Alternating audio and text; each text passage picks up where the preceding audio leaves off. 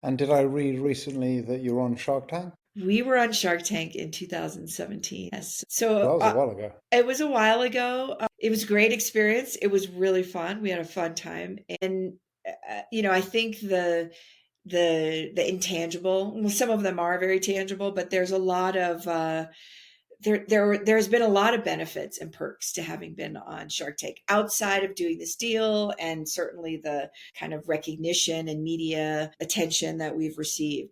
I think even just being able to talk about the experience of doing it has been really fun. People are pretty interested in just what that's like to be on the show.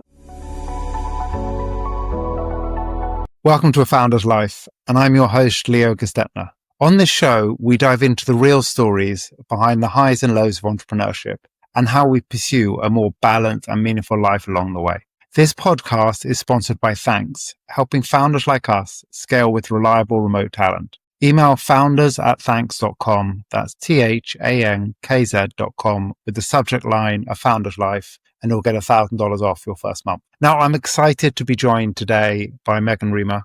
Megan, thanks for joining. Would you like to kick off by introducing yourself? Sure. Hi. Thanks for having me, Leo. I'm Megan Reamer. I'm the founder of a snack food company called Jackson's. We make sweet potato, regular kettle chips, and now veggie straws. That's our new product. And they're all cooked in avocado oil. And we've been doing this. We founded this business about, 12 years ago. And we're still doing it and still growing and still making chips and straws and having a great time. Sorry, I can't hear you. I lost you for a second. You're, it looks like you're muted somehow. That was weird. There we go. Okay. Lucky I've got an editor who's going to fix all this. Okay. So I'll ask that question again. So thank you. I'd love to hear some of your work journey that brought you to where you are today and some of the personal stories that led to the creation of the brand. It's actually really tied together. So I know you're this serial entrepreneur and have this long history of, starting, buying businesses, selling them and having that be your career. Mine was not that. I think there's definitely a personality type of someone who embarks on starting businesses, growing them, exiting them and does that over and over. And I would say I probably have a few of those characteristics, but I had a much more traditional work career as far as working for a large company and gaining pretty great, wonderful professional and personal experience doing that and growing in those roles. It was sort of, I'd say, like I said, more on the traditional side. I worked as just a staff reporter for the Wall Street Journal when I first started out of college and did that for several years. And this was quite a long time ago.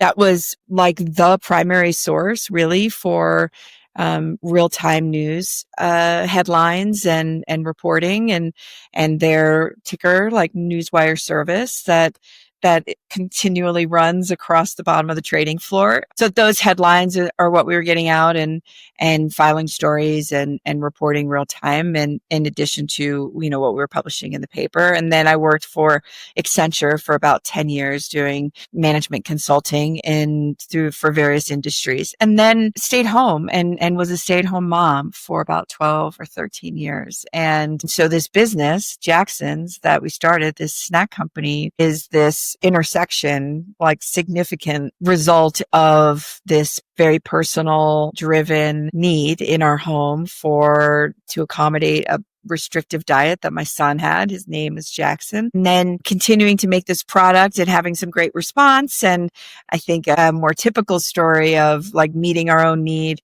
having a good reception to it, kind of putting pen to paper and deciding whether this was something we could start a business out of, and then throwing our hat in the ring and doing that and continuing to evolve and change and grow the business from there. So that's kind of the nutshell of Jackson's. And did I read recently that you're on Shark Tank? We were on Shark Tank in 2017. Yes. So that was a while ago. It was a while ago. It was a great experience. It was really fun. We had a fun time. And, I think the intangible, well, some of them are very tangible, but there's a lot of, there's been a lot of benefits and perks to having been on Shark Tank outside of doing this deal, and certainly the kind of recognition and media attention that we've received. I think even just being able to talk about the experience of doing it has been really fun. People are pretty interested in just what that's like to be on the show. Yeah, I think the value of the marketing is the biggest thing about Shark Tank. I've had a couple of friends who've had businesses on there.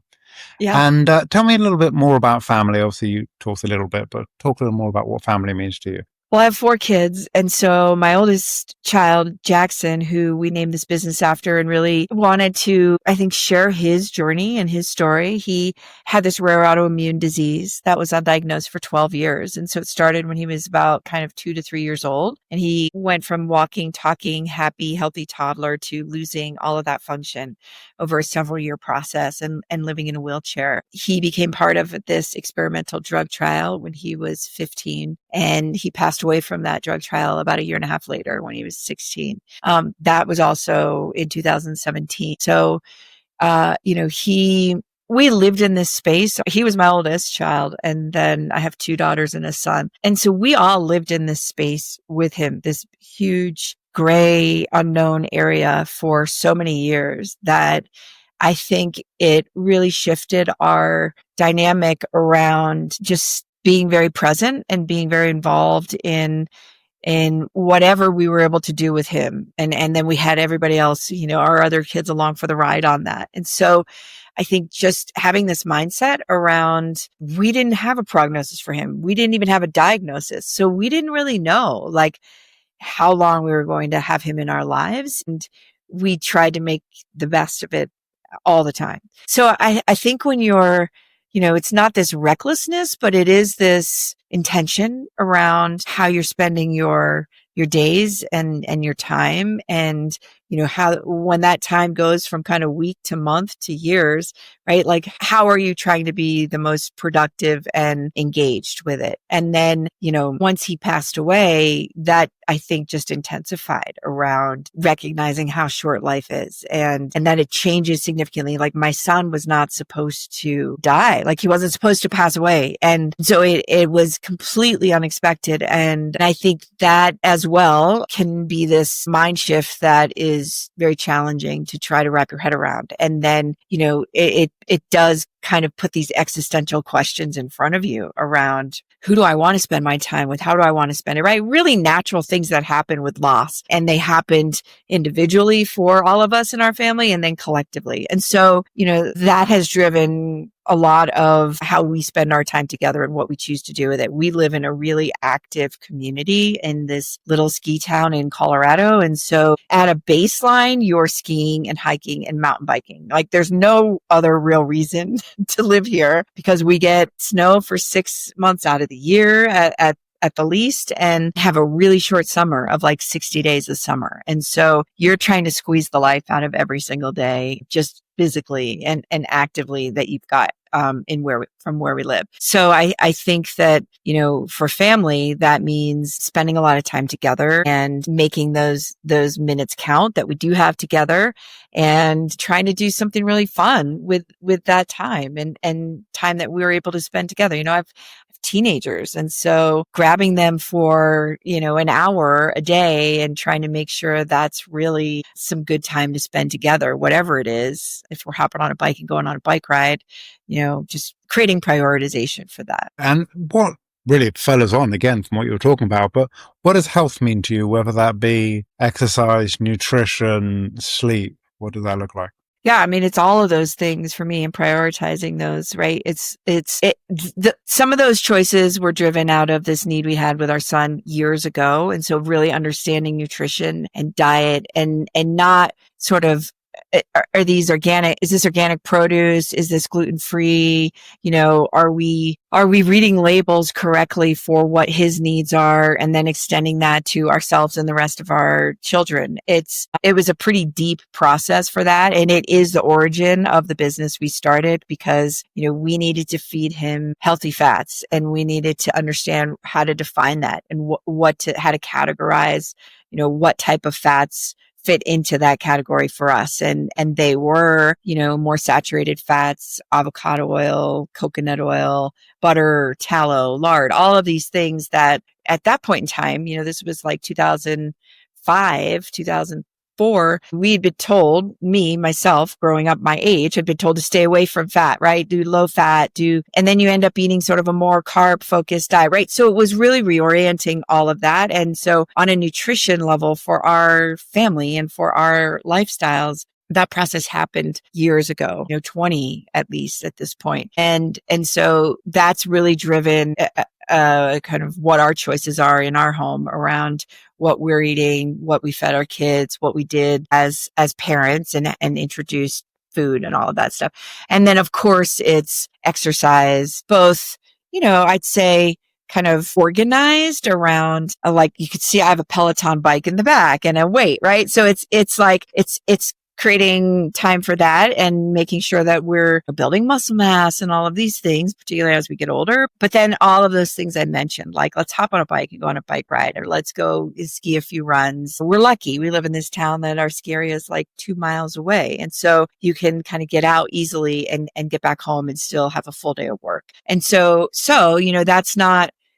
that's luck. And that's also making some really concrete decisions about where we wanted to raise our kids and what we were looking for in the type of community that we were living in. So it's all of those pieces that you mentioned: sleep, nutrition, exercise, and then being able to get out in nature. It's really interesting how mentally that supports your well-being and having really easy access to that. I have my older daughter went to college in New Orleans, and which is a fun, lovely, exciting place to be. And then after kind of about 6 or 7 weeks, she'd be like, I need to come home. Like I need to put my feet in the grass and I need to, hike and I need to get outside and kind of feel really connected. So you get really spoiled. We have been really spoiled living in the town that we live in. And following on again from that, quite an obvious lead-in was, what do you like to do for fun? All of those things I've mentioned, really. I mean, it's certainly spending time with my family is number one. We have a really great time together, and we've raised our kids in this same lifestyle, right? So everyone likes to do the same things together. And I volunteer a lot in our town for some local organizations that I'm really passionate about. And so I'm pretty involved with that, from, being the booster club for the high school with supporting our student athletes and my kids who are student athletes and the others in town, because it is this, it's a community of about, 2,500, 3,000 people. And so it is this village raising your children and this collective effort. And so, there's another nonprofit I'm involved in that is the local cancer support organization for our valley. And so it's really providing services and support for people who are going through their journey for cancer in some capacity, like diagnosis and beyond. So I'm really involved in some local organizations as well, and spend a lot of time doing that. And how would you define a balanced life? So in your perspective, what is a balanced life? For me, it's making sure that one of those things doesn't outweigh the other. If I were going to skew toward anything, it would be spending more time with my kids and my family, of course. And I'm not sure. It's hard for me personally, with what I've experienced in losing a child, to imagine I can over skew in that direction at all, that I'm spending too much time with my family and with my kids. I can see completely over skewing toward spending too much time working and focused on, something that's very important, obviously, but not at the cost and the expense of what means the most to me, which is, kind of filling up my soul and filling up my heart. And that's getting outside and spending time with my kids. For me, nothing more important. And what's one piece of advice that you'd give to an aspiring entrepreneur? I think to not let that balance get out of proportion. I think that for me, that was one of the hardest things in starting our business. I knew I was spending too much time focused on the business and work, and it was costing some of my family life. And so trying to understand first what that balance should be for me personally, and then how to commit and stick to it. That was one of the most challenging things. Of course, there are business challenges and problems that come up, right? Like all of those things. How are we paying our employees next month? And so from sort of basic to complex. But I think, understanding what your priorities are and really maintaining them and sticking to it, even if you have to schedule that time, is really important in the long run. It's hard to get it back. It's hard to claw it back when you let it overskew in the wrong direction. And how can people find you? Well, they can find me through Jackson's. So our website for Jackson's is snackjacksons.com. Those are our handles as well, our social media, Instagram. So me personally, my email address I can provide to you and share that if anybody wants to reach out. It's meganr@snackjacksons.com. Thank you for joining us today and sharing your story. Thanks, Leo. It's been great talking with you. And thanks for listening to today's episode. If you enjoyed the conversation, don't forget to subscribe to the channel, tell your friends, and leave a review.